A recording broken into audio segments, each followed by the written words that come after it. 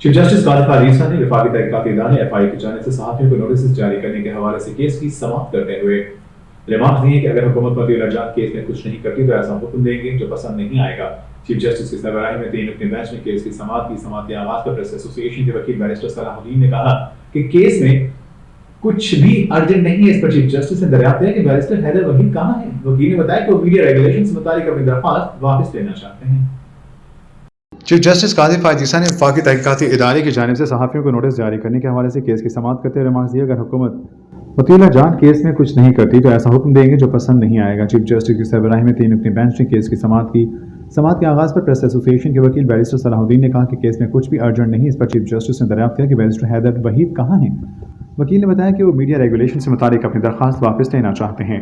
قاضی فائز عیسیٰ نے استفسار کیا کہ مگر وہ عدالتی کارروائی کے لیے نہیں آئے، کیا ان کی پیٹیشن آزادی اظہار کو یقینی بناتی یا مزید روکتی؟ ان کے کیس میں درخواست گزار کون تھے؟ 2022 سے یہ درخواست کس بنیاد پر دائر کی گئی؟ کیا ان کا مقصد پورا ہو گیا ہے؟ اپنی بات جاری رکھتے ہوئے چیف جسٹس نے کہا درخواست گزاروں میں کوئی چکوال کا تھا، کوئی اسلام آباد کا، کون سا مشترکہ مفاد تھا جو ان درخواست گزاروں کو ساتھ لایا تھا؟ میڈیا میں بھی بڑی منتخب رپورٹنگ ہوتی ہے، اب یہ رپورٹ نہیں ہوگا کہ یہ 6 درخواست گزار غائب ہو گئے، اسی لیے ہم نے کہا تھا کہ ہم اپنا YouTube چینل چلائیں گے۔ انہوں نے سوال کیا کیا حیدر وحید والی درخواست کا کوئی پٹیشنر عدالت میں ہے؟ بعد ازاں چیف جسٹس نے اٹارنی جنرل کو روسٹر پر بلایا اور دریافت کیا کہ کیا اس طرح کی درخواست عدالت کا غلط استعمال نہیں؟ اٹارنی جنرل نے جواب دیا کہ بالکل یہ عمل کا غلط استعمال ہے۔ قاضی فائز عیسیٰ نے کہا کہ ایسی درخواستیں عدلیہ کی آزادی یقینی بناتی ہیں یا اسے کم کرتی ہیں؟ اس پیٹیشن کے تمام درخواست گزاروں کو نوٹس کر کے طلب کیوں نہ کریں؟ اٹارنی جنرل نے بھی درخواست گزاروں کو نوٹس جاری کرنے کی حمایت کر دی۔ اس میں بیرسٹر صلاح الدین نے موقف اپنایا کہ عوامی مفاد کی درخواست واپس نہیں ہو سکتی۔ آرمی چیف کی توسیع سے متعلق ریاض حنیف راہی والی درخواست بھی واپس نہیں لینے دی گئی۔ اس پر چیف جسٹس نے استفسار کیا کہ کہیں آپ کے ان لوگوں سے عدالت کے باہری سیٹلمنٹ تو نہیں ہو گئی؟ بیرسٹر صلاح الدین نے کہا کہ ہم ایک صحافتی ادارہ ہیں، ایسی سیٹلمنٹ کے وسائل نہیں۔ اس پر چیف جسٹس کا کہنا تھا کہ ضروری نہیں پیسے ہی ہوں، یہ بھی ہو سکتا ہے کہ کہا گیا ہو کہ آئندہ میری خبر اچھی چھاپ دینا۔ بعد سپریم کورٹ نے میڈیا ریگولیشن والی پیٹیشن کی درخواست گزاروں کو ذاتی حیثیت میں طلب کرتے ہوئے نوٹس جاری کر دیا۔ اس کے بعد قاضی فائز عیسیٰ نے کہا کوئی اور ارجنٹ معاملہ ہے جس پر بیرسٹر صلاح الدین کا مطیع الارجان کیس کا حوالہ دیا۔ چیف جسٹس نے ریمارک دیا کہ اٹارنی جنرل اگر میں ایک کیس کو اوپن اینڈ شٹ کہوں تو وہ مطیع الارجان کیس کا ہے۔ آپ کے پاس اس واقعے کی ویڈیوز بھی موجود ہیں۔ حکومت اخبار میں اشتہار کیوں نہیں دیتی کہ ان لوگوں کی تلاش ہے؟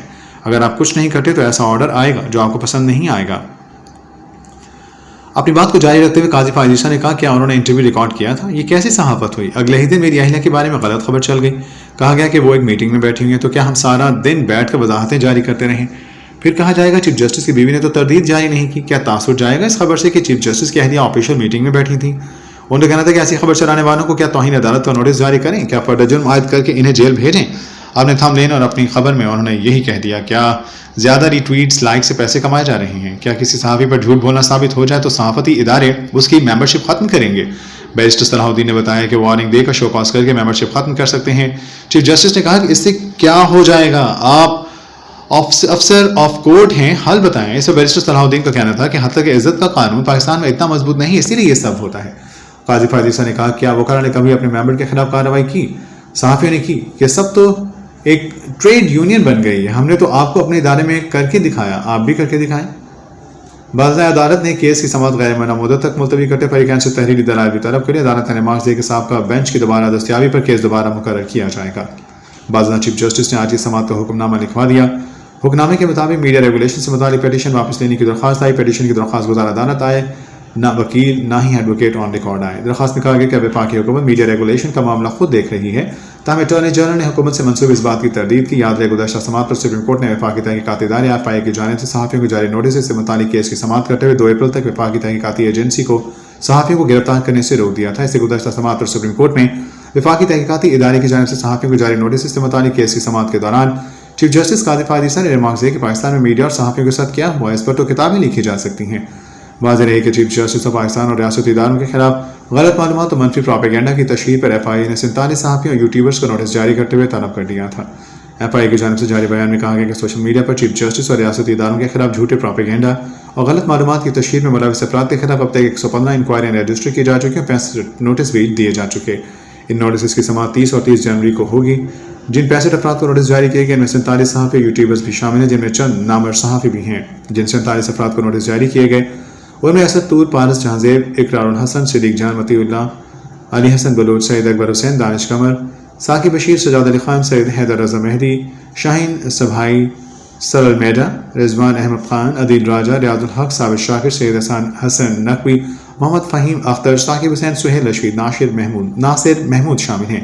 اس کے علاوہ احتشام وکیل، جبران ناصر، احتشام نصیر، سبطین رضا، شیراز افضل، محمد افضل بیلا، نسرین کدوائی، طیب اجاز، انیلا منیر، ذیشان علی، حافظ شاکر محمود، ایاز احمد، طارق متین، سلمان سنگر، اظہر مشوانی، عدنان عمل زیدی، عمران ریاض، اوریا مقبول جان، زاہد قیوم بڑائچ، عارف حمید بھٹی، نادر محمد چوہان، فضل جاوید، محمد اکرم، سارہ تاثیر اور متین حسنین کو بھی نوٹس جاری کیے گئے۔ بعد چیف جسٹس پاکستان قاضی فائز عیسیٰ نے اعلیٰ عدلیہ کے خلاف مبینہ مہم پر ایف آئی اے کی جانب سے صحافیوں اور یوٹیوبرز کو نوٹس بھیج کر مبینہ طور پر ہراس میں کیے جانے کا سود نوٹس لیتے ہوئے کیس کی سماعت کے لیے بینچ تشکیل دے دیا تھا۔